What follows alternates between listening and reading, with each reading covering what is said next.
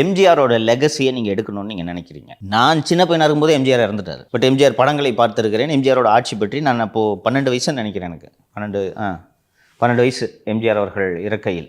So அந்த வயசில் எனக்கு இந்த எம்ஜிஆர் கருணாநிதிக்கு 2 பேருக்கும் பெரிய சண்டை நடந்துகிட்டு இருக்குது என்பது மட்டும் தான் எனக்கு தெரியுமே ஒழிய, அதற்கு பிறகு வளர்ந்து நான் எம்ஜிஆரை பற்றி படித்து தெரிந்து கொள்கிறேன்.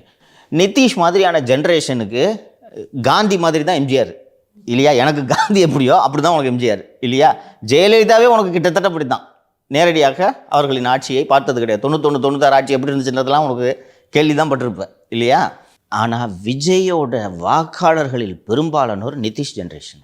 இப்போ நீங்கள் எம்ஜிஆருக்கு அடுத்து நான் தான்ப்பா அப்படின்னு நீங்கள் சொல்கிறீங்க. வேம்பா எனக்கு எம்ஜிஆரே யாருன்னு தெரியாது, நீ என்னப்பா புதுசாக ஏதோ வந்து எம்ஜிஆர்னு சொல்கிறேன்ட்டு நிதிஷ் கேட்பா. அப்படி கரெக்டுங்களா?